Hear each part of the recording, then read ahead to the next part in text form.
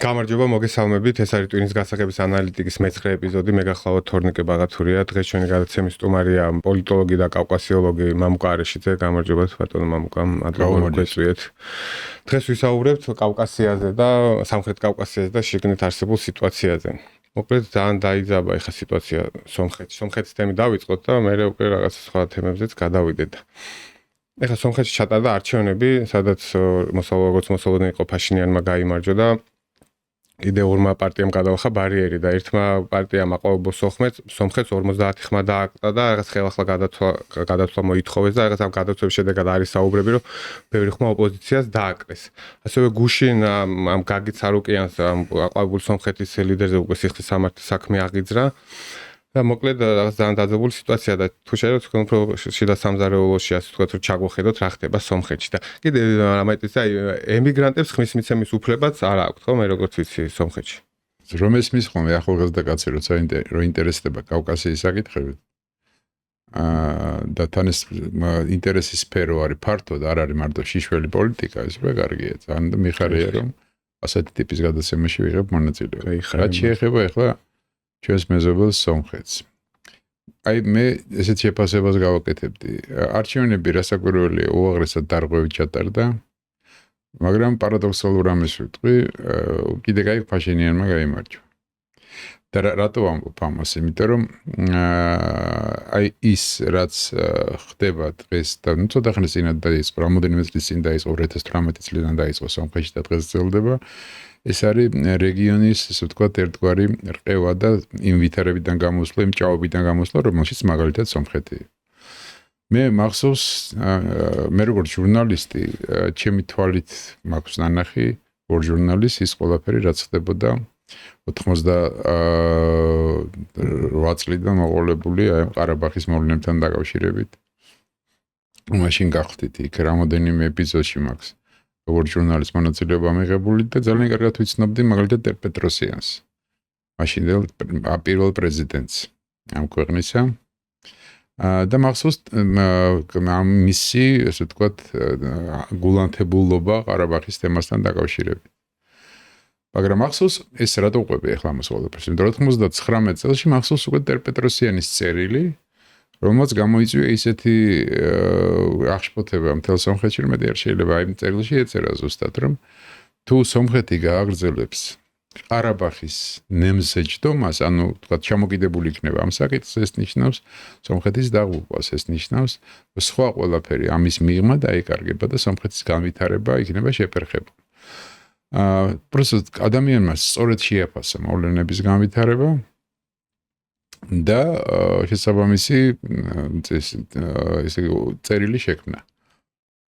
და აღმოჩნდა პეტროსიანი მართალი დღეს უკვე ჩანს ეს ყველაფერი რომ სომხეთისთვის ესე იგი ვთქვათ მანევრის საშუალება გაჩნდა მაშინ, როდესაც ყარაბაღის თემა დაიხურა.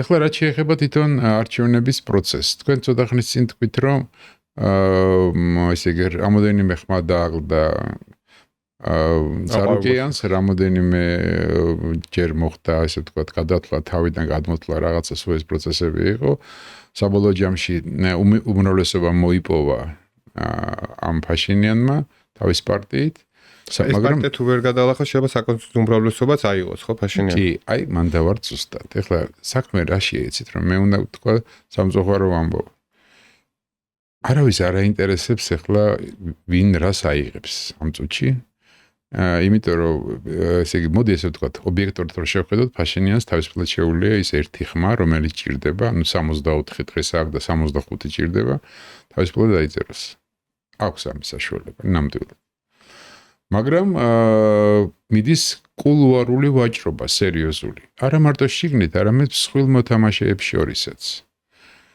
მე ახსნი ახლა რას გულისხმობ. თუ ფაშინიანს ექნება საკონსტიტუციო უმრავლესობა, ეს ნიშნავს, რომ ფაშინიანის იძულებული იქნება გადადგას ნაბიჯი, რომელიც გულისხმობს კონსტიტუციიდან ყარაბაღის თემის ამოღებას.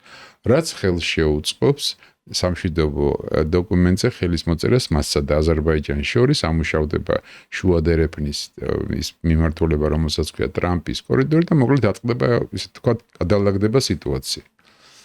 ეს ნიშნავს, რომ სომხეთი გადადის დასავლეთზე არ მაქვს ლაპარაკი ეს ყველაფერი ძალიან შეორებული პერსპექტივაა სომხეთი გადადის აზერბაიჯანის და თურქეთის სიბრტყეს ეს ნიშნავს რომ მათი თამაშის პროცესში ერთვება რაც არის რუსეთისთვის აბსოლუტურად მომაკვდინებელი სომხეთისთვისაც მომაკვდინებელი რასაკვირველია და მომავალში უკვე რუსეთისთვის სამხრეთ კავკასიის დაკარგვა და თურქული ელემენტის გაძლიერება ეს ნიშნავს რომ დაახლოებით 20-25 ეს ისეთი ჰიპოთეტურად ვამბობ 20-25 წლის მერე დადგება პრობლემა ჩრდილოეთ კავკასიის აუცილებლად დადგება ეს პრობლემა ეს უკვე ისტორიული გამოცდილება და ასე შემდეგ ასე რომ დღეს მიდის ვაჭრობა დაიწეროს თუ არა პაშინიანმა ეს 65 ხმა დაიწეროს ნუ ესე ვთქვათ და საიდან ვისგან რას მიიღებს ესე იგი ერთის მხრივ ითხოვს გარანტიებს დასავლეთისაგან მეორე მხრივ რუსეთს ეუბნება ხო ხედავთ შემიძლია დავიწერო და არ ვიწერ იმიტომ რომ თუ 64 ხმა დარჩება ესე კონსტიტუციური უმრავლესობა არ ექნება და ესე იგი ვერ ამოიღებს იმას ისე მარტივად კონსტიტუციიდან იმ პუნქტს მოკლედ დიდი თამაშის მომსწრევად რომელშიც ჩართულია როგორც შიდა ძალები სომხეთისა ისე მსხვილი მოთამაშეები პირველ რიგში აი ეს არის ამერიკის შეერთებული შტატები ასევე საფრანგეთი ჩემო კარგო რომელიც ევროკავშირს წარმოადგენს ჩავთვალოთ ესე რასაკვირველია ბრიტანელები რომლებიც 1857 წელს რომ მოვიდნენ საქმიანად კავკასიაში მერეკიდან ფეხი აღარ გაუდგამთ კომუნისტების დროსაც კი და ნუ აი და რუსეთი რასაკვირველია ხო თურქეთზე აღარ მაქვს ლაპარაკი და ირანზე და სხვებზე ყველა ჩართული ის ზარეზარებას ყველა ერევანში საერთოდ უნდა იცოდეთ როგორი წარმომადგენლობითი გუნდები ყავდათ მსხვილ მოთამაშეებს ამარჩევნების პერიოდში ახლა აი ესე იგი რუსეთიდან იმხელა დელეგაციები კი არა ახლა ჯგუფები იყო გამოგზავნილი ყველა უწყებას თავის ჯგუფი ყავდა სახელები და გვარებით არის ცნობილი ვინ იყო SVR-ის წარმომადგენელი ვინ იყო FSB წარმომადგენელი, ვინ იყო მთავრობის წარმომადგენელი, ვიცე-პრემიერი ოვერჩუკევის კურირებდა, ვინ იყო ესე იგი სხვა და სხვა. როს სატრუდნიჩსტვა, იმის ამის ესენი სულ ყველანი იქ იყვნენ ამ დროს. პლუს ამას დაემატა დიასპორული ორგანიზაციები და მათი ვისაც ორმაგი მოქალაქეობა აქვს. ემიგრანტებს არ აქვთ არჩევნებში მონაწილეობის უფლება თუ ჩამოვიდნენ სომხეთში მაშინ აქვთ. და ამიტომ იყო უზარმაზარი დესანტი გამოგზავნილი რუსეთიდან, მაგრამ არანაკლები დესანტი იყო დასავლეთიდან გამოგზავნილი. ანუ საოცარი სურათი იყო. აი ამ სპეციალურ ჯგუფებში დაახლოებით 30% როგორც დასავლეთიდან, ისე რუსეთიდან იყო ეროვნებით სომხები. ეს საინტერესო სურათი იყო ამ თვალსაზრისით. ემიგრანტთა ჯგუფებიდან იყო როგორც რუსეთიდან გამოგზავნილი, ისე დასავლეთიდან გამოგზავნილი ამომრჩეველი. ეხლა ვიღაცას გაუჩნდება კითხვა, მაგრამ თუ ამდენი ხალხი იყო ჩამოსული, რატო 58%-მა რატო მიიღო? მაშინ რატო დაიწერა ეს ციფრი, რომ 58% აბსოლუტურად კანონიერი და სწორი შეკითხვა, ლეგიტიმური შეკითხვა, მაგრამ მე მგონია, რომ ერთის მხრივ სომხეთის მოსახლეობის დიდ ნაწილს ანამაინც გულზე არ ეხატებოდა ეს არჩევნები ზოგადად და ვფიქრობ, რომ არჩევნებში მონაწილეობა ძირითადად მიიღო იდეურად დამუხტულმა ადამიანებმა და მათმა ვინც მართლა არჩევანი სურვილი ჰქონდა. აი დაახლოებით ესეთი სურათი, ახლა მოკლედ სხვილი მოთამაშეების აქტიური მონაწილეობა შიდა პოლიტიკური სპექტრის, ესე იგი ვთქვათ, მრავალფეროვნება იმ თვალსაზრისით, რომ სხვაშორის ძალიან საინტერესოა, რომ ძველმა ნომენკლატურამ პრაქტიკულად არჩევნები კატასტროფულად წააგო. ანუ აი კოჩარიანის და ამათი გუნდმა რა. და ესე იგი გამოიკვეთა სურათი პრორუსული, პროდასავლური. სამველ კარაპეტიანის, ანუ ეს მილიარდერის და აგერ შემოვადანო თვითონ პაშინიანის გუნდებს შორის. აი ეს არის ზოგადი სურათი, რომელსაც გარედან უყურებ და კულუარული სურათის თაობაზე და სადაც მიმდინარეობს სერიოზული ბრძოლა უკვე მოგახსენე. და აი ეხლა თვითონ პაშინიანი ამ ოპოზიციებს ეხლა ომის პარტიებს ეძახდა, იმიტომ რომ ესენი თუ მოვლენო ყარაბაღში ისე ომს გააჩაღებინა და აი ალიევის როლი რა არის აქ და რა თამაშობს თვითონ ალიევის სომხეთთან მიმართებაში? ალიევს უნდა რომ სომხეთი იყოს თემის სატელიტი. თემა არის დიდი ტურანი. ეხლა ალიევს თავისი პრობლემები აქვს სერიოზული. ალიევს მოახერხა, ვიდრე ჩვენ აქ ვიყავით დაკავებული შიდა ბრძოლებითა და გაწევ გამოწევით, არა მარტო ჩვენ, არამედ როგორც გაირკვა სომხებიც და სხვაებიც საერთოდ ალიევი ქმნიდა დიქტატორული რეჟიმის პირობებში ავტორიტარული დავარქვათ შევარბილოთ.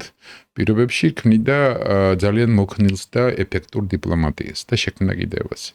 ალიევის დიპლომატია არის ძალიან მასშტაბური და მოიცავს როგორც წინა აზიის უამრავ ქვეყანას, ისე დასავლეთს, რუსეთს და ყველაფერს. უნდა გავიწყდება, რომ ალიევმა მაგალითად მოახერხა ის, რომ უკრაინაში შეჭრის წინა დღეს ჩავიდა მოსკოვში და მოსკოვთან სამეგობრო ხელშეკრულებას მოაწერა ხელი და პრაქტიკულად ხელი გაიხსნა.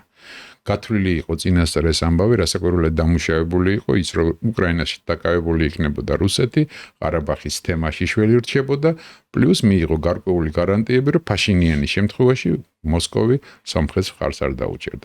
ეს კარგად დაალაგაცა. აქ გამოყენებულია ფინანსური რესურსებიც აზერბაიჯანის ამ დიპლომატიის მუშაობაში და გამოყენებულია რასაკვირველი ის გავლენების დიასპორული, რომელიც მას აქვს პლუს თურქეთზე, ანკარაზე დაყრდნობა და ასე შემდეგ. ანუ ფაშინიანი აწყობს ალიევს. ეხლა დღეს აწყობს, იმიტომ რომ ფაშინიანის ორიენტაცია დასავლეთზე ალიევს აძლევს საშუალებას, რომ ამ დიდი ტურანის იდეა, რომლის მთავარი აკუმულატორი ბრიტანელები არიან, მთავარი შემქმნელი ბრიტანელები არიან, ეს აამუშავოს ისე, რომ სომხეთთან წინააღმდეგობა არ შეხვდეს. ანუ წარმოვიდგინოთ, ეხლა სომხეთს რო კონდეს ისე პრორუსული პოზიცია, ეს იდეა ვერ იმუშავებს. აქ დერეფანზე არ არის ლაბარაკი, კამპის და იმის. ხო. მოკლედ აი ესეთი რამეა დღეს აწყობს რასაკვირველი. ეხლა აი ვაჭრობა რო ვახსენე მე ამ ერთ ხმაზე. ეს არის ისტორიული თემაა სხვადასხვა და მომავალში ძალიან საინტერესო და უამრავი ნამუშევარი შეიქმნება ამ თემაზე. აი ამ ერთ ხმაზე, რომელზედაც ეხლა მე გავამახვილე ყურადღება. საინტერესო მომენტი. ვაჭრობაში ალიევის არის ჩართული თავისი სქელი ფინანსური ჯანთით. და ეხლა ევროპელებს რო განვიხოთ, ეხლა ევროპულ ლიდერებმა მაკრონმა, კაია კალასმა, ქალბატონო ურსულამ არჩევნები მიულოცა ფაშინიას და ცნეს ეს არჩევნები და გამარჯვებაც მიულოცეს. მაგრამ სინამდვილე როგორ იყო, ხო? სომხეთში ეუთოს ხელმძღვანელობა პირდაპირ განაცხადა, რომ ესეთი მასშტაბური ზეწოლა და ზეწოლის ქვეშ არჩევნები არ ჩატარებულაო, ხო? 700-მდე ადამიანი დაიჭირეს, იქ რაღაცა საარჩევნო უბნებში შუქები გათიშეს.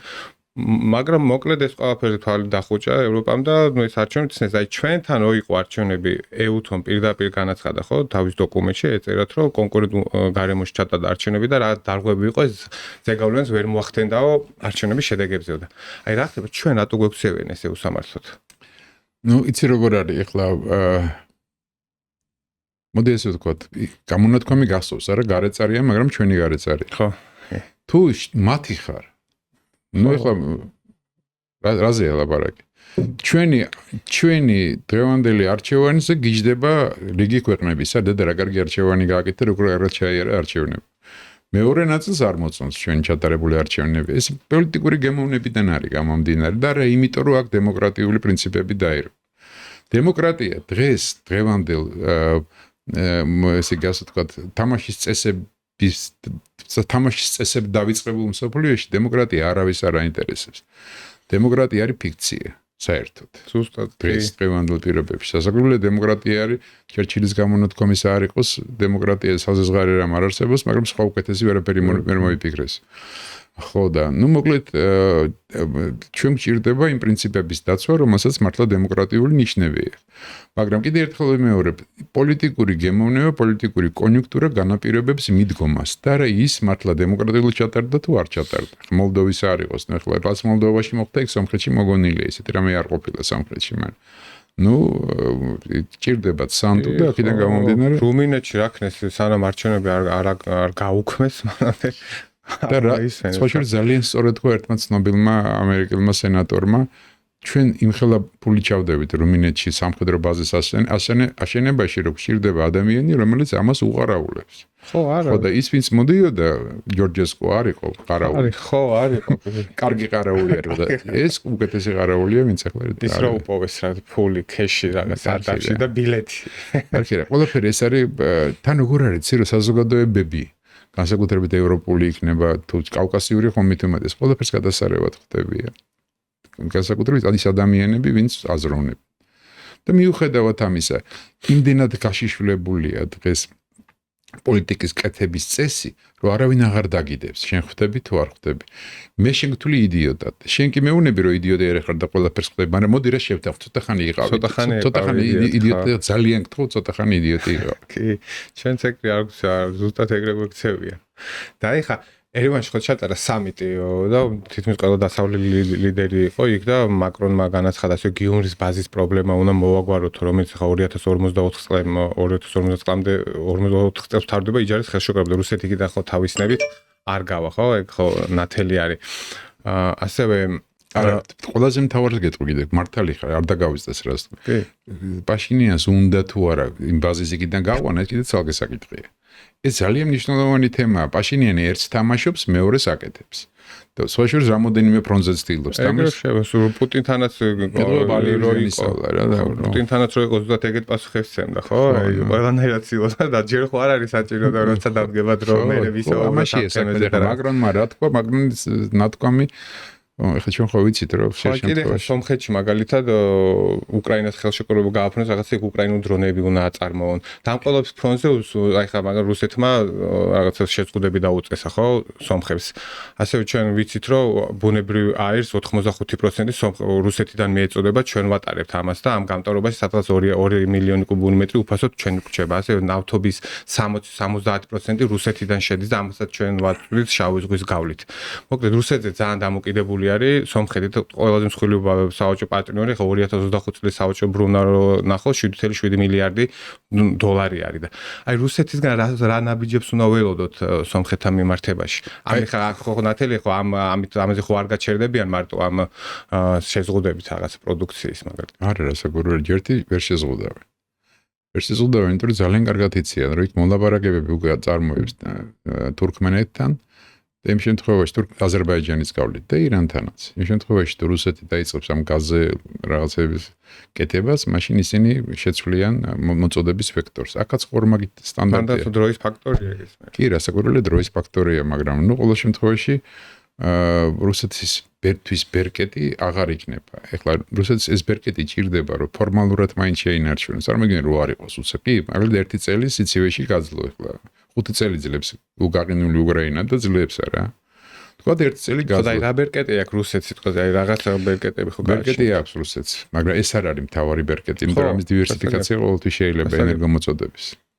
პლუს ეს ყველა მოგესალმებათ, მე ამას მაინც დავამთავრებ, მინდა რომ მაყურებელმა იცოდეს.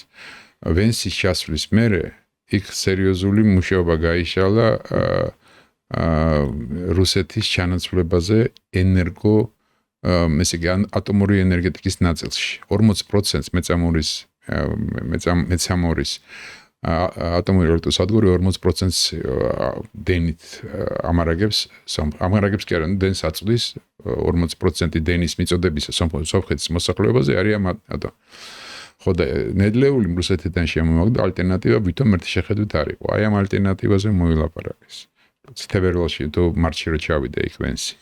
და ასევე მოლაპარაკება შედგა იმის თაობაზე, რომ აი მინიხესების განლაგება რო დაიწყოს. ვითომ ეს ყველაფერი დატა ცენტრებისთვის იყო საჭირო, მაგრამ დატა ცენტრები ხვალინდელი დღეა და ეს მინიხესები არის იმისთვის, რომ 9 მილიარდი დოლარი ჯამოიყო ჯერ 5 და მერე 4. მოკლედ იმისთვის არის, რომ აი ზუსტად საგანგაშო სიტუაციაში სხვა მიმართულები დამუშავოს ეს ობიექტები. თან მართალია ტექნოლოგია ჯერ დახვეწილი არ არის, როგორც ამბობენ და საბოლოო კონდიციამდე მიღწეული არ არის, მაგრამ ასეა თუ ისეა რაღაც დახმარების ვარიანტი არის. მართალია ეს ყველაფერი კაბალური ხელშეკრულებაა, რომელიც დაიდო სომხეთისთვის, მაგრამ სომხეთი ამაზე შეგნებულად წავიდა. ასეა თუ ისეა, მოკლედ ეს არ არის მთავარი. მთავარი რა არის? და ყველაზე სახიფათო რაც არის, როგორც თulis Pashinianis გუნდი, ხმამაღლა ამას არ ამბობს. ეს არის რომ თავდაცვის სტრუქტურის ოფიცრების 90%-ზე მეც დამთავრებული აქვს რუსეთში უმაღლესი სამხედრო განათლება იქ აქვს მიღებული ძალიან დიდი მაღალი პროცენტი. აქედან გამომდინარე ისინი თან გავითვალისწინოთ რომ ოფიცრების საკმაოდ სერიოზული პროცენტი არის ყარაბაღელი წარმოშობით. ეს არის განპირობებული იმ პროცესებით, რაც იქ მაშინ ტრიალებდა წლების განმავლობაში. აქედან გამომდინარე სომხეთის პოლიტიკური ელიტა დღევანდელი თვლის რომ არ არის გამორიცხული რუსეთმა იმუშაოს სერიოზულად ამ თავის გავლენის ჯგუფებში. რამდენად მოახერხებს ამ გავლენის ჯგუფებში სიტუაციის შესვლას და ანტიფაშინიანის ფორმატის შექმნას მე მაგის თქმა გამიჭირდება, მაგრამ ეს არის, ეს ფაქტორი არსებობს. გარდა ამისა, არსებობს ეკონომიკური ფაქტორები, ხო, შეზღუდვა შემოტანის პროდუქციის, სოფლის მეურნეობის და ზოგიერთი სხვა ტიპის პროდუქციის, რომელიც მაგალითად ალკოჰოლური სასმელის, რომელიც 90-80%, 85% სამფურის წარმოებისა რუსეთში იყიდება. აი ამის შეზღუდვა შეუძლია სერიოზულად.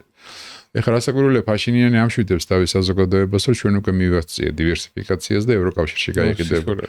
ეგ რასაკვირველი სისულელეა, მაგრამ ეს პროდუქცია შეიძლება გაიყიდოს სამხრეთში.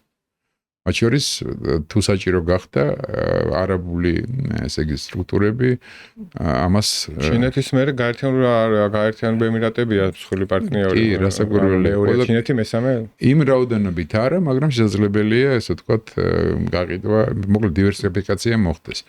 ესე იგი რასაკვირველია, მოკლედ ესე რომ ვთქვათ, ეკონომიკური და ფინანსური თვალსაზრისით, ენერგო თვალსაზრისით რუსეთს შეუძლია სერიოზული პრობლემები შეუქმნას სომხეთს. მაგრამ ეს არ არის გადამწყვეტი პრობლემები და პლუს გარდა ამისა, ამ პრობლემების შექმნით სომხეთი მოახდეს დივერსიფიკაციას ამ პროცესების და პლუს დაკარგავს ყოველგვარ ბერკეტს რუსეთი. დარჩება მხოლოდ სამხედრო ბერკეტი, თავისი ბაზა გიუმრიში და პლუს ეს მესაზღვრეები, რომლებიც განლაგებული არიან ირანისა და თურქეთის საზღვარზე. ასე რომ და რომელთა გაყვანას ხოდაშორის ფაშინიანი არ ჩქარობს, არც ერთხელ არ დაუყენები ეგ საკითხი ყურადღება რომ მივაქციოთ ამ ამბავს. ხოდაშორის ისევ არ დაუყენები ევროკავშირში გაწევრიანების საკითხი დოკუმენტის დონეზე და ლაპარაკობს. აი ეხლა ცდილობს ის მოახდინოს გარკვეული, ესე ვთქვათ, მანევრები იმისათვის, რომ არ გამოიწვიოს განსაკუთრებული გაღიზიანება მხარეებისაგან. თამაშობს მოკლედ პაშინიანი. რამდენად ეფექტურია, ჯერჯერობით ეფექტურია გამოჩვენებს ხომ მაგას. და ეხლა სომხეთი არის DST-ის წევრი, ასევე არის ევრაზიული ეკონომიკური კავშირის წევრი და ეხლა ჩვენ საუბრობდით რუსეთის მერე ჩინეთი ყველაზე მსხვილი პარტნიორი სავაჭრო, მეგრე მოდის გაერთიანებული ემირატები ბოლოს მე-4 ადგილზე ირანი, სადაც მილიარდი სავაჭრო ბრუნვა აქვს ერთმანეთთან და აი სომხეთისთვის ჰიპოთეტურად წარმოვიდგინოთ და ევროკავშირში გაწევრიანება მათთვის ეკონომიკურად რამდენად მომგებიანი იქნება და აი ეს ქვეყნები ხა რაც მოთვალე ესენი რამდენად არიან დაინტერესებული ამ პროცესებით, აი რო სიტუაციაზე სომხეთი ევროკავშირის გაწევრიანდეს. არც ეხლა როგორ არის, არავის სომხეთის გაწევრიანება ევროკავშირში არ აინტერესებს. ყველას აინტერესებს სომხეთი როგორც ბაზა. ისევე როგორც საქართველოს როგორც ბაზა. ხო, ეს არც ნატოში გაწევრიანება მოგეხსენებათ. ეხლა შევხედოთ ყველაფერი ამას ევროპული პოზიციიდან. ნუ რატო უნდა გაინტერესებდეს ესეთი კრიტიკულ ზონაში განლაგებული ქვეყნის, ასე ვთქვათ, გაწევრიანება, რომელსაც პრინციპში ძალიან ბევრი რამ უნდა მისცე იმისთვის, რომ ფეხზე დადგეს. თუ ეს იქნება შენი წევრი, მაშინ შენ უკვე როგორც წევრს უნდა ესე ვთქვათ დაეხმარო. მაგრამ თუ იქნება შენი უმცროსი პარტნიორი, მაშინ შეგიძლია მოიქცე დაეხმარო, მაგრამ მოიქცე ისე რომ შენი ნება უკარნახო. ხო, შეიძლება რომ საუბრობთ, ჩვენ პრორუსები გამოდივართ ეს. ნუ ეხლა არა, ლოგიკურია. ხო, მაგრამ მე მაგიტომ ჩვენ საუბარი საჭირო ესეთები რომ გაიგოს. საერთოდ სხვილ მოთამაშეს რამდენადაც თავს დაუხრი, რუსეთი იქნება ეს თუ დასავლეთი იქნება ამერიკის შეერთებული შტატები, უფრო დაგაჯდება ზევიდან. ეს მოცემულობა და ეს ასე უნდა იყოს. ცხოვრებაში ეგრეა. მე ამ შემთხვევაში მინდა ყურადღება გავამახვილო შემდეგ გარემოებაზე. უბრალოდ ამერიკის შეერთებული შტატები იქნება თუ დასავლეთი იქნება მოქმედებს სხვა პრინციპით. პრინციპით, რომელსაც თან ეკონომიკური დახმარება ახლავს. შეასრულეთ ჩემინება, თორე ამ ეკონომიკური დახმარება შეგიწყოთ. რუსეთი მოქმედებს შეასრულეთ ჩემინება, თორე ტანკებში შემოვიყვან. ეს არის რა პრინციპში. აი აფხაზეთი აგერ არის ჩვენ თვალწინ და ძალიან კარგი მაგალითია ამისა. რომ თუ ჩემ იმას არ შეასრულებ, ხო ხედავ მთელი კავკასია, ჩრდილოეთ კავკასია აფხაზეთის ჩათვლით და ეგრეთ წოდებული სამხრეთ ოსეთი არის ჩამოკიდებული მოსკოვის დოტაციაზე. აი ეს არის ძალიან მნიშვნელოვანი ფაქტორი. 7-ვე რესპუბლიკა, ჩრდილოეთ კავკასიის და პლუს ეს ორი სამხრეთში არსებული კვაზი სახელმწიფო არის დოტაციური და დოტაციური არის შეგნებულად. დაღესტანი ტერიტორიის თვალსაზრისით აღემატება ბევრ ევროპულ ქვეყანას. თავისუფლად შეუძლია თავისი რესურსებიდან გამომდინარე იყოს თვითკმარი პატარა შეიძლება ძალიან ისეთ სერიოზული ეკონომიკური განვითარება დამოკიდებული რო იყოს მაგიტო მაგრამ სულ ეს კეთდება ელცინის დროიდან მოყოლებული ყველაფერი კეთდებოდა იმისთვის რომ ეს ყოფილიყო დოტაციური სოღოლა იგივეა აფხაზეთი დღეს ახლა აფხაზეთში მიმდინარეობს ხმალამოღებული ბრძოლა კულუარული იმისთვის რომ ამ დოტაციური დამოკიდებულება შემცირდეს მაგრამ ისე დასვეს ესეთი იმისი კორუფციის ნემზე მთელი აფხაზური ჩინოვნიკური ელიტა რომ აი ძლივს ახერხებს ახლა კირიენკო და დღევანდელი ლიდერი ამ სიტუაციის შემცირებას თორემ მაინც ვერ ახერხებენ ძალიან უჭირს ცხინვალში ხედავთ შეცვალეს მთელი ხელმძღვანელობა მოიყვანეს კაბოევი თუ არ ვცდები გვარი მარატ კაბოევი მე მგონი მოსკოვიდან ჩამოიყვანეს პრემიერად დანიშნეს ეს მესამე შემთხვევა როცა მოსკოვიდან ჩამოყვანილ კაცს ნიშნავენ იქ პრემიერა ზუსტად იმიტომ რომ კორუფციას ებრძოლოს არაფერი არ გამოუვა ჩვენს მარათს იმიტომ არ გამოუვა ეს არის ტენდენცია და ამ წესია ეს ცხოვრების წესია ეს რუსული ჩინოვნიკური ელიტის მოკლედ რა გითხრა ახლა შემოგარგვა ეს არის მსხვილი მოთამაშეების თამაშის წესი ზოგი ამას იყენებს ზოგი იმას იყენებს შენ მაქსიმალურად უნდა შეეცადო რომ შენი ასე ვთქვათ ხმა ისმოდეს თან რაც რა არის ასურველი ჩვენს შემთხვევაში რომ რაც პარადოქსალურად არ უნდა ჟღერდეს სასურველია ეს ხმა ისმოდეს სამი ქვეყნისა ერთად ზუსტად ეგეთი კითხვა უნდა დამესვამე ზანეთ ზუსტად ეგ კითხვა უნდა დამესვამე ხო და აი ხო მაგას დაგისვან პრინციპში მე ჩემი პოზიციაც ესეთია რომ ჩვენ ანუ საგარეო პოლიტიკის კუთხის თვალსაზრისით რაღაც ერთიანი პოლიტიკა უნდა ვაწარმოოთ სამხრეთ კავკასიის ქვეყნებს ხო და ჩვენ რაღაც კაი გაგებს რაც უფრო დამოკიდებულები ვიქნებთ ერთმანეთთან მით უფრო რთული იქნება ჩვენი მართვა და აი თქვენი აზრი როგორ ფიქრობთ რომ აი რამდენად რეალურია ეს რომ ჩვენ რაღაცა ერთნაირად პოზიციონირებდით მაგათ ეს სამი ქვეყანა ძალიან რთულია ხო ეხლა მე უბრალოდ კიდე ერთხელ სირად მოვყავს ხოლმე ეს მაგალითი მაგრამ მაინც უნდა მოვიყვანო გავიხსენოთ აი პირველი რესპუბლიკის პერიოდი ხო 17-21 წლები მაშინ ყველაფერი გაკეთდა იმისთვის რომ სხვადასხვა ორიენტაცია ქონოდა ჩვენ ეს ხო ხელოვნურად კეთდებოდა რა თქმა უნდა ისტორიულად უყოლოდ ეგრე იყო მაგრამ ეს მაინც მაგალითი მოვიყვანე კონკრეტული იგივე ხდება 90-იან წლების დასაწყისიდან აზერბაიჯანი ყოფილიყო თურქეთზე ორიენტირებული თურქულ იდეაზე ორიენტირებული სომხეთი რუსეთზე და საქართველო დასავლეთზე იმისთვის ერთიანა ვერ გამოინახათ შეიძლება ჩვენ მას მაყურებელმა არ იცის და 90-იანი წლების მეორე ნახევარში მე მაშინ მე დეპუტატი გავხდი საქართველოს პარლამენტის ძალიან აქტიურად მუშაობდა სერიოზული ჯგუფი ევროპოლიტიკოსების მათი სურვილი იყო რომ კავკასიური ეკონომიკური კავშირი შექმნილიყო დაახლოებით იმ პრინციპებით როგორც ევროკავშირი არსებობს ოღონდ ეკონომიკურს როგორც შეიქმნა თავის დროზე და გავიწყებოდა ერთ-ერთი ავტორი ევროკავშირის მაშინდელი წესდების როცა შეიქმნა იყო მოსხელიშვილი იყო ასეთი ადამიანი ემიგრანტებიდან და იქ ზუსტად ეს იყო იქ ეკონომიკური კავშირი იყო და არა პოლიტიკური და აი ზუსტად ამაზე იყო ლაპარაკი იმიტომ რომ ფიქრობდნენ რომ ამის მეშვეობით უფრო ასე ვთქვათ აქტიური შეიძლება ყოფილიყო სამხრეთ კავკასია და მაშინაც ვხედავდი რომ აი ამ ჯანსაღ იდეას რამდენი მოწინააღმდეგე ყავდა როგორც თვითონ რეგიონში დასაკვირველია მოსკოვში ხო ყავდა მაგრამ თვითონ ევროპაშიაც კი იმიტომ არავის არ აწყობს არც თურქეთს არც რუსეთს არც დასავლეთ ჩვენ ერთად ვიყავთ დასაკვირველია და აი ამიტომ ჩვენ ვერ მოვახერხებთ მეჭმებარება ყოველ შემთხვევაში რომ ამ ეტაპზე მოხერხდეს ასეთი რა მაგრამ არის საკითხები რომლის გარშემოდაც რომელთან დაკავშირებით შეიძლება ერთიანი პოზიცია გქონდეს უკვე კარგია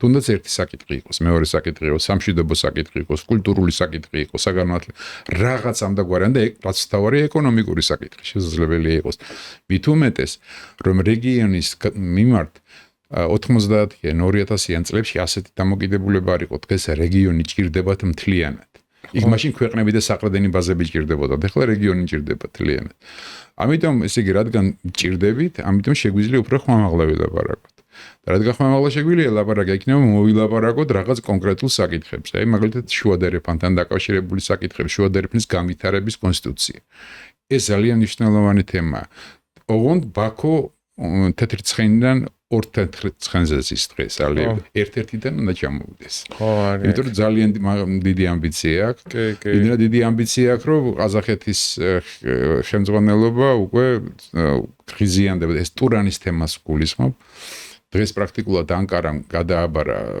აზერბაიჯანს, მაგრამ მათთან ბევრი გადაიბარეს. იმის დღეს ეს ტურანის პროექტი, ასე ვთქვათ, მთავარი სულის ჩამდგმელი ბრიტანეთი კი არის, მაგრამ მთავარი ორგანიზატორი ანკარაა.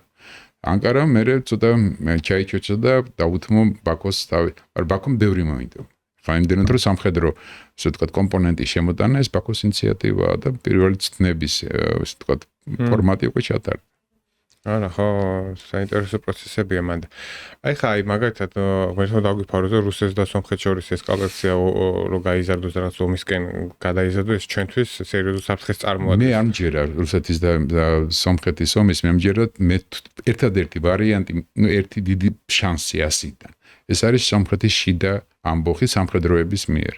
რომელსაც რუსული კონტინგენტი დაეხმარება და იქ საჭირო აღარ არის ინტერვენცია და ხო, მე სიდად ამჯერ ეს მოხდა, მაგრამ სიტუაცია რომ მოხდეს ეს ჩვენთვის ხო ძალიან სერიოზული პრობლემაა წარმოგვიდგება, რომ ჩვენ მეზობელს შუაში ვართ, ხო, საზღვარი არ აქვს სომხეთს და რუსეთს. აი რა გამოწვევების წინაშე შეიძლება დადგეს ჩვენი ქვეყანა უბრალოდ ეს რო თუ მოხდა. ნუ არ ვიცი ხა სამხედროების შეყვანა ასე შემდეგ ვაიქს ხო. კი, რასაკვირველია ეს თუ მოხდა, ნუ ეს ნიშნავს რომ საქართველოს სუვერენიტეტი საკითხი ისევ დადგება კითხვის ნიშნის ქვეშ. მე ამ ვარიანტს პრინციპში გამოვრიცხავ. მეც ესე მგონია. ხო, მაგრამ ნუ ხა თუ რადგან ეს აზრი მოარული აზრია, მუსირებს ეს საზოგადოებაში. მუსირებს ხო მოარული აზრია, ამიტომ ამაზე გაპასუხს ამიტომ ვცემ, რომ ამ შემთხვევაში ეს ნიშნავს საქართველოს სახელმწიფოებრების სერიოზულ რყევას. ისედაც ჩვენ ხო ბოლო 5 საუკუნეა მუდმივად აი ამ რეჟიმში ვართ, თუმეტი არა. როდეს საქართველოს სახელმწიფოებრების საკითხი სულ კითხვის ნიშნის ქვეშ გას. მაგრამ მოდი ესე ვთქვათ, ეს კითხვის ნიშანი ყოველთვის არის დასმული, ამ კითხვის ნიშანს ხან ძახილის ნიშანი ესმევა, ხან მძიმე თუ ატყობს. ესე იგი წერტილი არ დასმის. ხო, არა. ხოდა ღმერთთან უნდა დასვას ეს წერტილი და ჩვენ ხელშია წერტილის დასმა არ დასმის საკითხი, იმიტომ რომ ისტორიული გამოცდილება და გენეტიკური მეხსიერება გვარნახობს, რომ ყოველთვის ვახერხებთ თქმა სიტუაციიდან გამოსვლას. რაც არ უნდა, როგორც არ უნდა ყოფილიყო პოლიტიკური ელიტა. თვალშორის ქართულ ხალხს აქვს უნიკალური თვისება. ექსტრემალურ სიტუაციაში გარკვეული ნაწილი შეუძლია რაღაც აკუმულაცია მოახდინოს რაღაც განსაკუთრებული ენერგეტიკის, მეორე ნაწილი კი დადის დუბაიში სავაჭრო და სადღაც სხვაგან, როგორც აფხაზეთის ომის დროს იყო, მაგრამ ერთ ნაწილს შეუძლია. ის მცირე ნაწილი არის. ხო, რასაკვირველია, ნუ მაგრამ აიც არ იყო კონსოლიდაციას ახერხებს რა თუ ახერხებს და განსაკუთრებული ენერგეტიკული ველს ქმნის. ისტორიულად ესე იყო. კი, სულ. ხო, რასაკვირველი თავი კაცი ყოველთვის საჭიროა, მაგრამ მაინც. ხო და საბოლოო ჯამში ახერხებს ქვეყნის გადარჩენას. ნუ მე ამისი იმედი მაქვს, ხა ეს არ არის რომანტიზმთან დაკავშირებული აბსოლუტურად, იმიტომ რომ რესურსი ნამდვილად არის ქვეყანაში, იმის რესურსი, რომ ვითარებას მოერგოს და ამ ვითარების შესაბამისად თამაშის წესები შეიმუშაოს, მიუხედავად იმისა, ვინ როგორ იქცევა. ამას დიდი მნიშვნელობა აქვს. მით უმეტეს რომ უნდა გითხრათ რომ ჩვენს მეზობლებს აქვთ სურვილი გარკვეული ესე იგი ვთქვათ თანამშრომლობის ხარისხის გაზრდის და საქართველოსთან პირველ რიგში სომხეთს და აზერბაიჯანს. მე ვიცი აზერბაიჯანის ხელისუფლების ამბიცია და ალბათ ჩვენი მსმენელიც ხვდება ამას, არ მინდა ფრჩხილებს გარეთ გავიდე, მაგრამ არის რაღაც სადაც არის უზარმაზარი ამბიცია, მაგრამ არის რაღაც სფეროები, სადაც არის სურვილი რომ რაც შეიძლება ახლო კონტაქტი იყოს, იმიტომ რომ ბაქოში საცნობიერებენ. როგორც კი ზედმეტი მოინდომეს, რამოდენიმე შემთხვევა იყო, იქ ალიევს ფეხით შეუღეს კარი. აი ალიევი მაგალითად, აი ჩვენ აზერბაიჯანი ხო გავს 90 წლის პერიოდში რა მდგომარეობაში იყო. მაგრამ ეხლა აზერბაიჯანი როგორ განვითარებულია, ხო? და ეს რითი ხო რაღაცა ქოგა გაიკეთა, ხო? იქ რაღაცა თურქეთი ყავდა, მე ისრაელთანაც კიდე რაღაცა თანამშრომლობა შედეგად მოკლედ ამ დონემდე მივიდა და აი ჩვენ აი რა როგორ ფიქრობთ თქვენ რა უნდა გავაკეთოთ და რაღაცა ქოლგა ხო გჭირდება და ეს ქოლგა სად უნდა ვიპოვოთ რომ ის რაღაც ჩვენს აი განვითარდეთ აზერბაიჯანი მდგომარეობა მოდი ესე ვთქვათ რომ ჩვენ რატომღაც გონია რომ ანკარის ქოლგა არის აზერბაიჯანზე გადაფარებული ეს არ არის ესე თურქეთისთვის რასაკვირველია ძალიან დიდი მნიშვნელობა აქვს აზერბაიჯანს, ოღონდ თავის პოლიტიკური მიზნების მისაღწევად და მისი პოლიტიკური ნიშნებიდან ერთ-ერთი არის სამხრეთ კავკასიაში რევანში, რომელიც 1792 წელს დაამთავრებინეს. ხო და ის რევანში უნდა რა. 1780 წელს 82 წელს ხოდა აზერბაიჯანმა გამოიყენა მე. ხო, აზერბაიჯანმა კარგად გამოიყენა ახლა. ისრაელის მაგალითი რო გითხრათ, ახლა პრაქტიკულად ანკარის ნების საწინააღმდეგოდ ის ისრაელთან არის უაღრესად თბილ ურთიერთობაში აწვდიდა დიდი ხნის განმავლობაში ენერგორესურსებს, ახლა თურქეთმა უკვე ეს ჩაშალა ეს ამბავი ამ ბოლო დროს, მაგრამ თურქეთი გავლით არ აწვდის თან. ხო და ახლა აღარა გაჩერებულია ეს მილსადენი. ხო, კი, გაჩერდა. ისრაელის შეერაგებას ხო აწვდიდა კიდე აზერბაიჯანი. ისრაელს როგორ არ აწვდიდა შეერაგებას, ისრაელის პროექტის მიხედვით შეიქმნა დრონების საწარმო ერთეული იმაში აზერბაიჯანში და რაც ყველაზე მნიშვნელოვანია, როგორც CNN-ის ბოლო ჟურნალისტური გამოკვლევები კარნახობს, ისრაელს შეუქმნია რამოდენიმე საიდუმლო ბაზა ირანის გარშემო, მათ შორის არის ერაყის ტერიტორიაზე და რაც ყველაზე მნიშვნელოვანია აზერბაიჯანის ტერიტორიაზე და აზერბაიჯანის ტერიტორიიდან რამოდენიმეჯერ განხორციელდა დივერსიული ჯგუფების გადასროლა ირანის ტერიტორიაზე და თავდასხმაც კი თავრიზის შესაბამის თავრიზში, ანუ ირანის აზერბაიჯანში. და სხვადასხვა ეს ცნობილი სკანდალი, რომელიც დაკავშირებულია ნახიჩევანის აეროპორტზე შეტევასთან, ესეც როგორც CNN-ის ჟურნალისტური კვლევები იშვენებს, არის მოსადის მიერ ორგანიზებული ყველაფერი და მას წინ უძღოდა რაჰმან მაგადამას კვლელობა, ეს პიროვნება გახლავთ ისლამის რევოლუციის გუშაგთა კორპუსის დაზვერვის უფროსი იყო მომაჩით. ის დაიღუპა 4 მარტს 2026 წლის ისრაელის სპეცსამსახურებმა გაანადგურეს 4 მარტს და 5-ში მოხდა თავდასხმა ნახიჩევანს და 6-ში ალიევმა გამოაცხადა, რომ ისლამის რევოლუციის გუშაგთა კორპუსი გეგმავს ბაქოში ებრაულ ობიექტებზე შეტევას. ებრაული ობიექტები სინაგოგა, კულტურის ცენტრი და ასე შემდეგ. მოკლედ ეს ყველაფერი ისრაელი და აზერბაიჯანი არიან ძალიან მკვეთრ მასში. აეროპორტი, საბჭოთა აეროპორტი ნასოსნაია არის ისრაელის განკარგულებაში, ბაქოში, აზერბაიჯანში განლაგებული. სამი ბაზა არისო მე ბაქოში. სამია, ხო, მაგრამ ეს ნასოსნაი არის ყველაზე მთავარი, იმიტომ რომ ეს აეროდრომის შენობაა და იქ თავის მოკლედ მთელი ამბავი. ხო და რა გითხრათ ახლა საბოლოო ჯამში პაკისტანთან დამყარებული ურთიერთობა, წინა აზიის რიგ ქვეყნებთან, ემირატებთან, რა ვიცი, ბაქოს აქვს ურთიერთობის ძალიან ფართო სპექტრი და ყველა ჩვენ ხო შეგვიძლია რაღაცა პოლიტიკა ვატაროთ და კიდე ტერიტორიები ხო დასაბრუნებელი. აზერბაიჯანმა აქ დაიბრუნა ხო ტერიტორიები დემოგრაფიულადაც ვითარდებიან. ჩვენ ყველაფერში ჩამორჩებით. არა და საერთოდ ყოველთვის ისტორიულად ჩვენ ვიყავით ხო სამხრეთ კავკასიაში მოწინავე ქვეყანა. აი ეს ტერიტორიების დაბრუნება როგორ უნდა მოხერხდეს ან რაღაცა ეს ან ეკონომიკა როგორ უნდა განვითარდეს წინ თქვენი აზრით აი რა პოლიტიკა უნდა ვაწარმოოთ როდის ლიდერობა დავიბრუნოთ ლიდერობა თუ არა რაღაცა ძალიან არ ჩამორჩეთ ამ ქვეყნას ისეთი ენთუზიაზმით მისვამ ამ კითხოს რომ ეს სიმართლის თქმას მაიძულებ სიმართლის თქმა ბოლომდე ჭირს იმიტომ რომ კი არა რომ იმას მინდა ვაწყენინე იმიტომ რომ გული მწყდება იმაზე რომ წლები დაიკარგა იმაზე რომ არ შექმნით სისტემა ტერიტორიების დაცაბრუნებლად იცი როგორ არის სწორედ იყო თავის დროზე საკითხი დასმული ტერიტორიების დაბრუნებიდან გამოყოფილი იყო ხალხების დაბრუნება, ხო? იმათი საზოგადოების ცნობიერების შეცვლა. საშუალებას არა მარტო იმათ ცნობიერებაზე მაქვს ლაპარაკი, არამედ ჩვენ საზოგადოების ცნობიერებაზე. ჩვენ საზოგადოების ეფემერული თემა გახდა ტერიტორიების დაბრუნება. იციან რომ უნდა დაბრუნდეს, მე ვლაპარაკ განსაკუთრებით ახალგაზრდა თაობაზე, მაგრამ გემო არ იციან ამისი, როგორ უნდა მოხდეს ეს ამბავი და რა არის საერთოდ აფხაზეთი ან ცხინვალი, მით უმეტეს ცხინვალი საერთოდ ისეთი შავი ხვრელივით არის. ხო და ამიტომ საზოგადოებასთან მუშაობა სულ არის საჭირო, როგორც აქედან ისე იქიდან.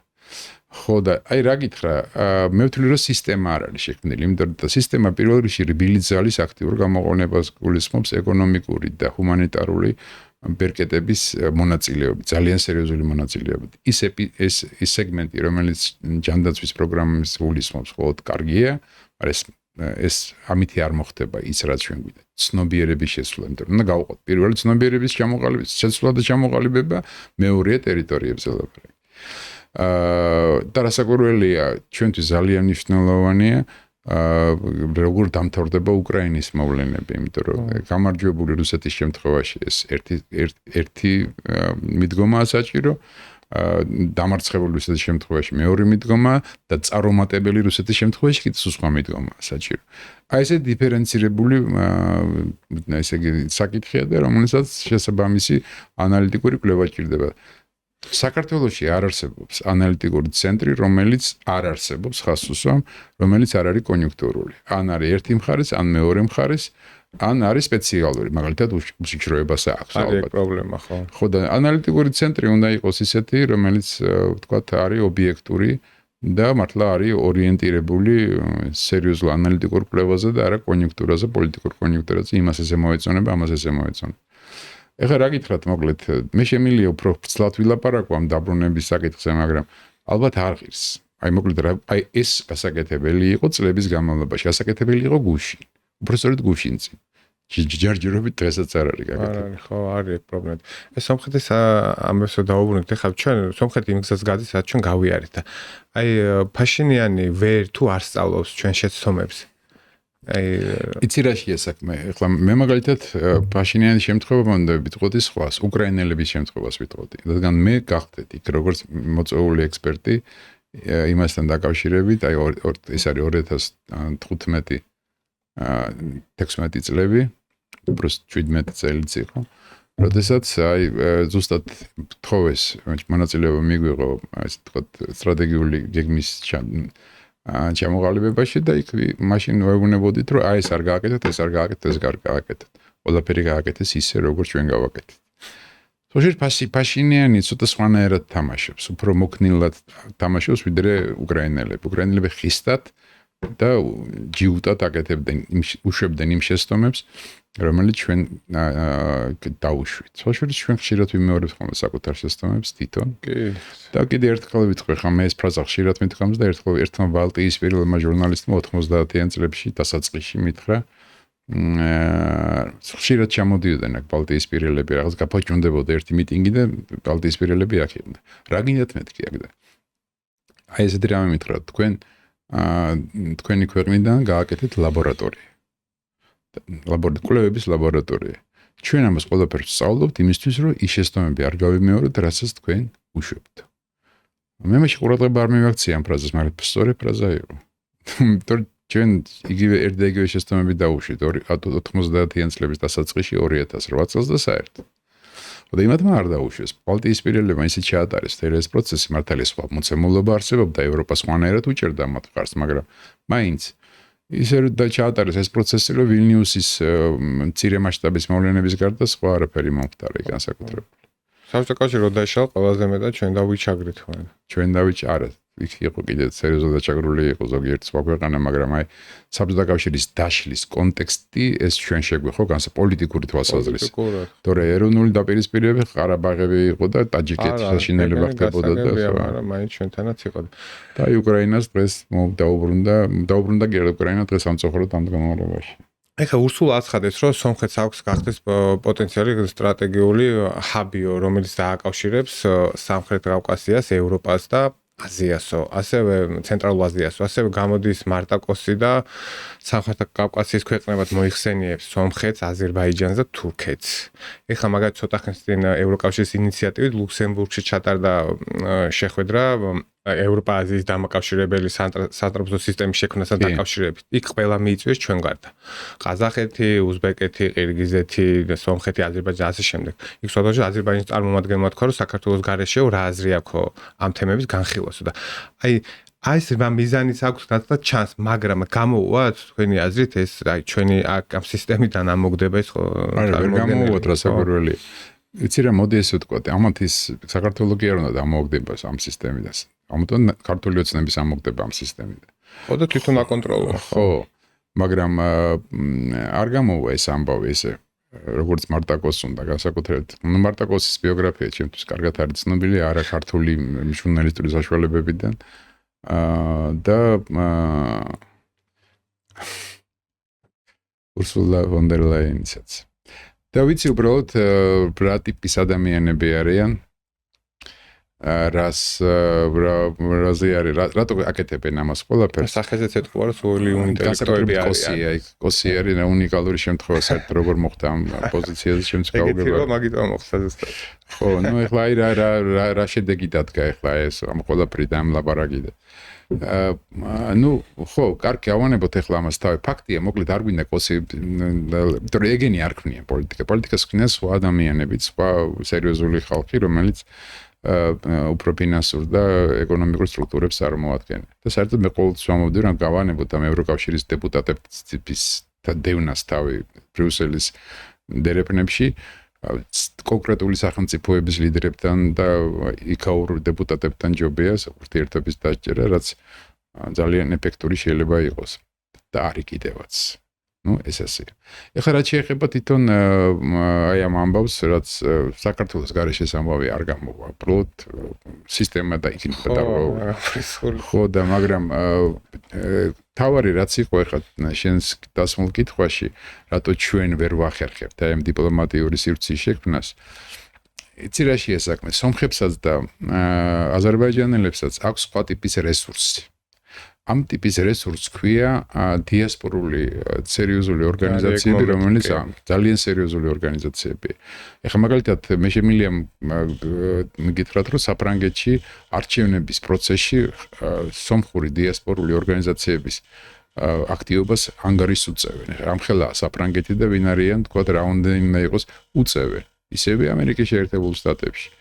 და სომხეთის ორგანიზაციების მუშაობის შედეგი იყო ეს, რომ საფრანგეთის კანონით არის მიღებული 1915 წლის გენოციდის ფაქტი დადასტურებულია სომხური მიუხედავად იმისა, რომ იქ ბოლომდე არ შეუსწავლე ეს საკითხი.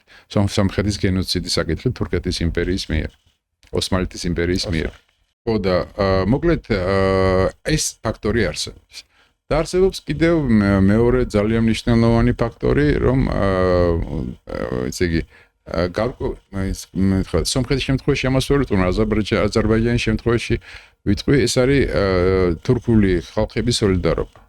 ხშირ შემთხვევაში ამ სოლიდარობამ ძალიან სერიოზული როლი ითამაშა. და კიდევ ძალიან მნიშვნელოვანი ფაქტორი, რომელიც წელს ზედაპირზე ამოვიდა, ეს არის აზერბაიჯანმა ისარგებლა ვითარებით და თავისი ენერგო რესურსები შეუცვლელი გახდა ევროპელებისთვის. ეხლა პრაქტიკულად ისეთი ფანტასტიკური რამე ხდება 16 ქვეყანას ამარაგებს უკვე თავის ენერგომატარებელებს. ჩვენი გავლით ხო ხდება ძირითადად? ნაწილი ჩვენი გავლით ხდება, ნაწილი არ ხდება ჩვენი გავლით, მაგრამ დიდი ნაწილი ჩვენი გავლით ხდება, მაგრამ 16 ქვეყნიდან 12 ქვეყანას პირდაპირ აწვდის. ეს ზუსტად ჩვენი იტალიაში სოკარმა იყიდა ყველა ეს 4000-ზე მეტის ის რა ქვია სადგურები და პრაქტიკულად ახლა იტალიის ენერგომომარაგების 99% ხო შეიძლება მოკლედ დაკავებული აქვს აზერბაიჯანს. ესე იგი ეს ეხმარება ძალიან და პლუს თურქული სოლიდარობა, იმიტომ რომ ხშირ შემთხვევაში სხვადასხვა აზერბაიჯანი წარმოადგენს თურქეთის ასე ვთქვათ სახეს, თურქეთი არ ჩანს, აზერბაიჯანი მის მაგერად აგვარებს რიგ საკითხებს. არა მარტო ამ შემთხვევაში, მაგალითად ახლა ძალიან სერიოზული შეხვედრა დაგეგმა აზერბაიჯანმა და შუამავლის როლი ითამაშა სირიისა და ისრაელის შორის. მართალია ისეთი ეფექტური შედეგი არ დადგა, როგორც ჩაფიქრებული იყო, მაგრამ შეხვედრა ორგანიზება გააკეთა და მოდი ასე ვთქვათ სირიის ხელმძღვანელობამ აზერბაიჯანელების ხათრით.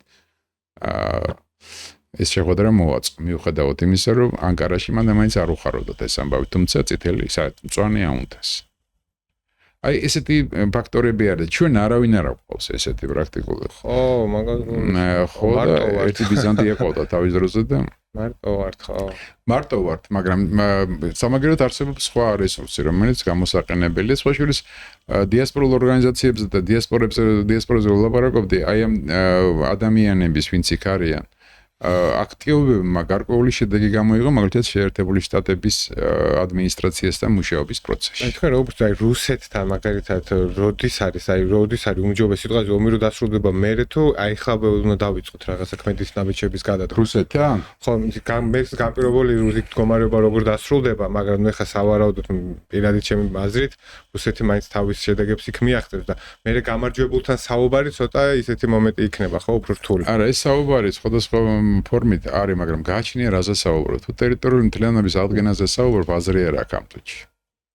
თავარი ტერიტორიებია ხო და ამაში ესაქმე. არა, იმიტომ რომ მე მისაუბრე არა ერთხელ რუს ძალიან მაღალი რანგის სპეციალისტებთან, მათ შორის რომლებიც ახმოვანებენ კრემლის პოზიციას და ყოველთვის ერთ და იგივე შეხვედრას ვამბობ. ეს თემა მოდი გადავდოთ. ბატონო, სხვა დროის სხვადასხვა 2024 წელს ეს თემა გადადებული არ იყო დაბრუნდა. 2024 წელს ძალიან გააქტიურდა ეს თემა იმ თვალსაზრისით, რომ რუსეთი ფიქრობდა რუსეთის ხელმძღვანელობა ფიქრობდა, რომ ახლებური პოლიტიკური ფორმულა შეედგინა სამხრეთ კავკასიისთვის.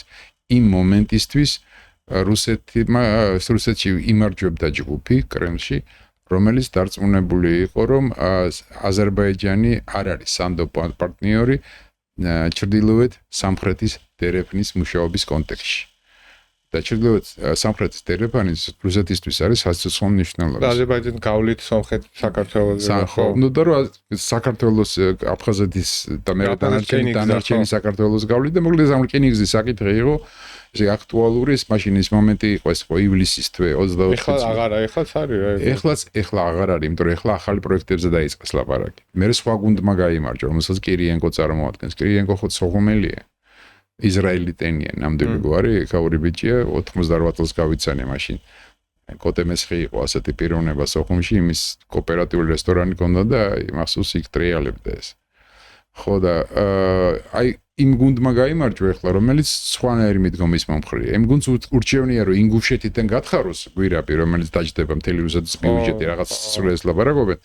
ვიდრე აი ეს აფხაზეთის რკინიგზის თემა ამუშავოს. და რა მნიშვნელოვანი ფაქტორია, იცი რომ აფხაზეთის რკინიგზის თემის ამუშავება ისინი თვლიან. ეს გამოიწვევს აფხაზური საზოგადოების დამოუკიდებლობის მადის გაზდას. ეხლა ხო პრობლემებს უქმნიან ისინი რუსეთს. თურქეთის ფაქტორებიც ხო არის. ხო და ნუ მოკლედ აი იმან კი არა რომ სხვა აი ამ მოვლენამ ამ ფაქტორმა გარკვეულწილად ესე იგი აი ამ გუნდის გამარჯვება განაპირობა ანტი რკინიგზის გუნდის აი ამ გუნდისა. მაგრამ ხომ ნუ რუსეთმა თუ გააგრძელათ ის თავისი ფუნქციონირება იმ ფორმით რა ფორმით არის და იმ ხელმძღვანელობით რომელიც არის ეს საკითხი ისევ დაბრუნდება. აფხაზეთზე გამავალი რკინიგზის თემა აქტუალური გახდება. მით უმეტეს სომხეთის საკითხის ფონზე. ეხლა ნუ მოკლედ 30 წლით სომხური რკინიგზა ჯერ კიდე რუსეთის ეხლა ნუ რასაკვირველია მე ვიცი რომ რუსეთის ხელშია მოკლედ 30 წლის განმავლობაში კიდე და ეხლა ვიცი რომ ძალიან სერიოზულად დგება საკითხი დასავლელი პარტნიორების მხრიდან რომ ეს რკინიგზა გამოისყიდონ და რუსეთი აი ცოცხალი თავით იმ რკინიგზის გამყიდველი არ არის ნამდვილად. ხო, კიდე საინტერესო არის ომი დასრულდება მე საერთოდ კიდე საერთოდ სხვა პროცესები წავიქ სხვა გადაცემაში ვისაუბროთ. ეხლა ბოლოს ხელულ მომოტოზე მინდა ჩვენი გადაცემა დავასრულოთ და ჩვენ ოპოზიციაზე მინდა გკითხოთ რა. ეხლა იყო დრო როცა ნეპალის წყალის გადმოსხმაზე ოცნებობდნენ, მე იყო მოლდოვას წყალი, მე უნგრეთი, ეხლა სევანის წყალს ითხოვენ რომ გადმოისხათ და აი რა მდგომარეობაში არიან ეს საზოგადოება? ნუ თავისთავად ძალიან ცუდია რომ სხვა წყლის გადმოსხმაზე არიან ორიენტირებული. მე შტაბჭირება მრჩება რომ ოპოზიცია ვერ ახერხებს გავანებოთ ახლა სამთავრობო პროპაგანდას, მთავრობის ხელმძღვანელობის პროპაგანდას და თვითონ ოპოზიცია ვერ ახერხებს ორგანიზებას და ვერ ახერხებს აი იმ კითხვებზე პასუხის გაცემას ობიექტურად, რომელზეც ახლა მაგალითად ჩვენ საუბრობდით რა. იმიტომ კი რომ არ შეუვლიათ. იმიტომ რომ ამაზე არ არიან ჩამოყალიბებული. სხვა დავალება აქვთ. ხო, აი მოდი თქვათ რომ ეს არ არის დავალება, ეს არის თვითონ მათი სურვილი. ვერ ახერხებენ პოლიტიკური დღის წესრიგის შექმნას, ამინდის შექმნას, კლიმატი, რომ მეტი რა ვთქვა სხვანაირად, ამინდის შექმნას. ვერიტანენ ერთმანეთს. ერთმანეთს ხო ვერიტანენ ხო მე არა საზოგადოებას და ოპოზიციის დამოკიდებულ ურთიერთობაზე ვლაპარაკობ. მე ვიცი, აი მაგალითად შემიძლია ერთი ეპიზოდი გითხრათ, ძალიან ისეთი სერიოზული, ის ვინც ნელ-ნელა აი ამ ორგანიზებას ახდენდა აი პირველი მიტინგებისა, აი ახალგაზრდებმა ზედაპირზე ვინც ამოწიეს ის ადამიანები, არის პოლიტიკასთან, ესე იგი ოპოზიციური ძალებთან კავშირში არ იყვნენ, ყველანი გაწიეს გვერდზე. ყველაფერი გააკეთეს იმისთვის, რომ ეს ადამიანები აღარ ყოფილიყვნენ აი ამ მოძრაობის სათავეში. და ეს მასა ყოფილიყო მათ დამორჩილებული. შესაბამისად, ამიტომაც არის ის შედეგი, რაც არის. რასაკვირველია, ეს ადამიანები დარჩენ ესე იგი განწყობები დარჩათ მათ ანტი პროფესორ აი ამ მიტინგების მხარდამჭერი, მაგრამ ისინი არნიშნავს ისინი ოპოზიციის მხარეზე არიან, იმიტომ რომ ხედავენ თვითონ ოპოზიციური იდეა მათთვის მისაღებია, მაგრამ ეს ადამიანები არ არიან ზუსტად ეგ პრობლემა აქვს. ეს დაახლოებით როგორ არის ის მიხედავთ რო თქვა ერთხელ დასოთ ალბათ რომ ჩვენს ახალგაზრდობაში შეიძლება იცი შენც ძალიან ხშირად იყო ლაბარაკი იმის თაობაზე რომ ჭაბო ამერაჯიმს არ დაუწერია თუთაში და ცნობილი ხუმრობა იყო ჯანსუღ შარგვიანის შეჭამეს არ გვიან გინდა თუ არა გითხარი ვინ დაწერა ესა მართალია რომ ჭაბოას არ დაუწერიაო ესე რქვია თუთაშხიაო დაიღალა ეს კაცი ბოლოს და ბოლოს ერთხელაც უპასუხა რომ მართალიაო არა მართალი კი არა ტყუილიაო ჭაბუ ამირაჯიბამ დაწერა ეს ნაწარმოები, მაგრამ ეს არ არის ჭაბუ ამირაჯი. ჭაბუას ყველა ეხლა ეს გამოშტერებულები უცებ გადაერთენ ეხლა ამას რომ ეს არ ყოფილა ჭაბუ. ახალ სალაპარაკო თემა. ხო და თვითონ ოპოზიციური იდეა გასაგები და მისაღებია ადამიანების გარკვეული ნაწილისთვის და ესეც უნდა იყოს. არ შეიძლება სულ ერთ იდეაზე იყოს, მაგრამ ეს არ არის ის ოპოზიცია, ვისაც ამ იდეას მიაკუთვნებს და თქვა ამ იდეის სული შემდგმელი იქნება. ზუსტად ხო. კიდე გავაგრძელოთ სხვა საუბარი, მადლობა საინტერესო საუბრისთვის. მე აი კავკასიაზე კონკრეტულად ჩრდილოეთზე სამხრეთზეც რაღაც საუბარი გადაცემას გავაკეთოთ. უფრო დიდი დრო დაუთმოთ საინტერესო თემა და ქართველებმა მეკითხა უნდა ვიცოდეთ ჩვენ რეგიონში რა ხდება და რა მოვლენები ვითარდებათ. მეგობრებო, მადლობა რომ გიყურებდით, კარგად ბრძანდებოდეთ მოვალ შეხვედრამდე.